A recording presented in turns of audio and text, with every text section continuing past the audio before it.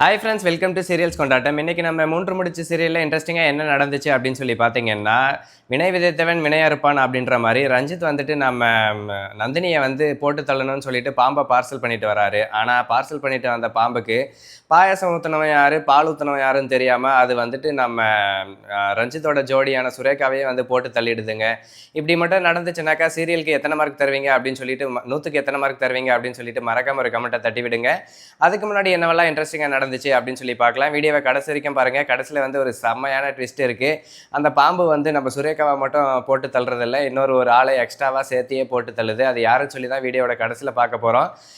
மறக்காமல் வீடியோ கடைசி வரைக்கும் பாருங்கள். இப்போ என்ன நடக்குது அப்படின்னு சொல்லி பார்த்தீங்கன்னா, இங்கே நம்ம ரஞ்சித் இருந்துக்கிட்டு சாதாரணமாக உட்காந்து எதோ பண்ணிகிட்ருக்கா. அப்படி ஆனால் அவர் மைண்டில் வந்து இந்த கெட்டதை வந்து விதைக்கணும்னு சொல்லிட்டு நியூஸ்காரங்கெல்லாம் வந்து போராடி கேரளாவில் வந்து பாம்பாக வந்து நிறையா சுற்றிட்டுருக்கு. அந்த நியூஸை யாரெல்லாம் பார்த்தீங்களோ அவங்களாம் ஆமான்னு சொல்லிட்டு மறக்காமல் ஒரு கமெண்ட்டை தட்டி விடுங்க. இப்போ இங்கே நம்ம ரஞ்சித் இருந்துக்கிட்டு அந்த பாம்பு நியூஸை பார்த்த உடனே, ஆஹா சூப்பர்ரா, அவன் மாமியாரை சாவடிக்கிறான், நான் வந்துட்டு மாமியார் ரூபத்தில் இருக்கிற இந்த நந்தினியை சாவடிக்கிறேன்னு சொல்லிட்டு பார்சல் போட்டு அந்த பாம்பை வந்து எப்படியாச்சும் எத்தனை லட்சம் செலவானாலும் பரவாயில்ல அப்படின்னு சொல்லிட்டு ஒரு பிளான் போடுறாரு. கடைசியில் இந்த அசைன்மெண்ட்டே வந்து அந்த வில்லி கிட்ட தான் வந்து சேர்ந்துருக்குன்னு நினைக்கிறேன். அதனால் புது பிஸ்னஸ் எடுத்து பாம்பு விற்க போகிறாங்க பரமேஸ்வரி.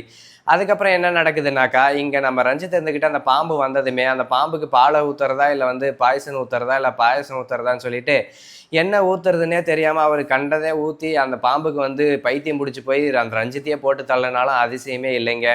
அதுக்கடுத்த விஷயம் என்ன நடக்குது அப்படின்னு சொல்லி பார்த்தீங்கன்னாக்கா, இங்கே நம்ம சூர்யா சாரும் நந்தினியும் ஒரு சூப்பரான பிளானை போட்டு ஒர்க்கர்ஸ்க்கெலாம் வந்து துணியை கொடுக்கணும் அப்படின்னு சொல்லிட்டு பிளான் போட்டு வச்சுருக்காங்க. அதுக்கு வந்து இடையூறாக வந்து யார் நிற்கிறாங்கனாக்கா, சுரேகா தான் வந்து இந்த மாதிரி வந்து பண்ணிகிட்ருக்காங்க.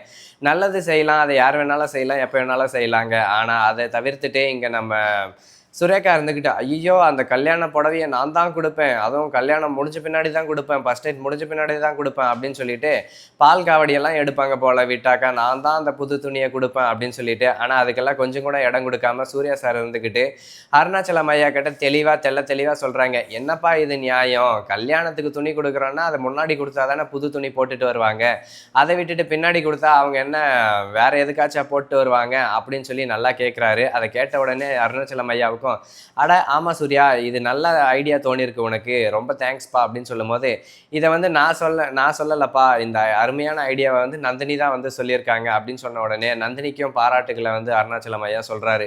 இதெல்லாம் கேட்க நம்ம அரிதாவுக்கும் சுரேகாவுக்கும் வயிற்றுல வந்து நெருப்பள்ளி கொட்டின மாதிரி வயிறாக எரியுதுங்க. அவங்களுக்கு எவ்வளோ வயிறு எரிஞ்சாலும் பரவாயில்லன்னு சொல்லிட்டு சூர்யா சார் வந்துட்டு இந்த துணி புது ட்ரெஸ் கொடுக்குற இதை வந்து ரொம்பவே சீரம் சிறப்பமாக செஞ்சு முடிக்கிறாரு. அப்புறம் வந்து மறுபடியும் என்ன வயிற்றெரிச்சல் தான், சீரியல் வந்து வயிற்றெரிச்சலாக போயிட்டுருக்குது, என்ன பண்ணுறதோ எது பண்ணுறதோ தெரியல. அதுக்கு அடுத்தபடியாக என்ன நடக்குதுனாக்கா, இங்கே நம்ம ரஞ்சித் இருந்துக்கிட்டு பாம்பு பிடிக்கிற வேலையில் இறங்குறாரு. ஒன்று விட்டாக்கா வந்து யாரையாச்சும் கொலை பண்ணுறாரு, இல்லை கொள்ளை அடிக்கிறாரு, இந்த மாதிரி திருட்டு வேலை தான் பண்ணிட்டுருக்கிறாரு ரஞ்சித். இவருக்கு வந்து தகுந்த ஒரு நல்ல தண்டனையாக கிடைச்சா ரொம்ப சூப்பராக இருக்கும். ஒரு வேளை ரஞ்சித்துக்கு வந்து தண்டனை கொடுக்குற இடத்துல நீங்கள் இருந்தீங்கன்னா ரஞ்சித்துக்கு வந்து ஆயுள் தண்டனை கொடுப்பீங்களா, இல்லை தூக்கு தண்டனை கொடுப்பீங்களா அப்படின்னு சொல்லிட்டு மறக்காம கமெண்ட்டை தட்டி விடுங்க. அது மட்டும் இல்லாமல் ரஞ்சித்துக்கு வந்து அந்த பாம்பு கையில் கிடச்சிட்டாக்கா அதை வந்து கண்டிப்பாக எடுத்துகிட்டு போய் சூர்யாவோட பெட்ரூமில் தான் வந்து அந்த பாம்பை விடுவார். ஏன்னா சூர்யாவை போட்டாலும் சரி, இல்லை நந்தினியை போட்டாலும் சரி, அந்த யாரோ ஒருத்தர் செத்தாக்கா கண்டிப்பாக வந்து நம்ம ரஞ்சித்தோட கோல் லிஸ்ட்டில் வந்து ஒரு கோல் வந்து ஆட் ஆகிடும். அதனால் அப்படி தான் வந்து அவர் பிளான் பண்ணுவார் அப்படின்னு சொல்லி நான் நினைக்கிறேன். நீங்கள் என்ன நினைக்கிறீங்கன்னு கமெண்ட்டில் சொல்லுங்கள். இப்போ நம்ம ரஞ்சித் இருந்துக்கிட்டு அந்த பாம்பை எடுத்துகிட்டு வந்து அங்கே விடுறாரு. அது என்னவோ நியாயமாக வாஸ்தவமான விஷயந்தான். ஆனால் அதுக்கடுத்தபடியாக என்ன நடக்குதுன்னாக்கா, நந்தினிக்கு ஏதாச்சும் கெட்ட பேர் வாங்க வைக்கணும்னு சொல்லிட்டு நம்ம சுரேகா இருந்துக்கிட்டு நந்தினியோட ரூம்குள்ளே போயிட்டு வேறு ஏதாச்சும் பிளான் போடுறாங்க. அப்போது பார்த்து அந்த பாம்பு வந்துட்டு நந்தினியோட ரூமில் இருக்குது இல்லைங்களா. ஆனால் நந்தினி அவங்க ரூமில் இருக்கிறதில்ல, அதுக்குபடியாக சுரேகா தான் வந்து நந்தினியோட ரூமில் இருக்காங்க. அந்த பாம்பு வந்ததுமே வந்து பார்த்திங்கன்னா சைலண்ட்டாக வந்து சுரேகாவை வந்து ஒரு முத்தம் கொடுத்துட்டு போயிடுது அந்த பாம்பு. முத்தம் கொடுக்குறதுன்னா என்ன, போட்டு தள்ளிடுது, அவ்வளோதான். அப்புறம் என்ன, சுரேகாவுக்கு வந்து ஒரு பக்கம் வந்து இழுத்துக்குது, அப்புறம் வந்து வாயில நுரையெல்லாம் தள்ளுது. அதுக்கப்புறம் என்ன நடக்குதுனாக்கா, சுரேகா வந்துட்டு சிரிச்சுக்கிட்டே இருக்கிறாங்க. அவங்களுக்கு ஒரு பாம்பு எடுத்து விடணும். அதுக்கப்புறம் வந்து பார்த்தீங்கன்னாக்கா, சுரேகாவை போட்டு தள்ளின உடனே சுரேகாவுக்கு வந்து ரொம்ப வந்து இந்த மாதிரி ஆகிட்டதும் எல்லோரும் வந்து ஐயோ என்னாச்சோ ஏதாச்சோன்னு சொல்லிட்டு ஹாஸ்பிட்டலுக்கு ஓடுறாங்க.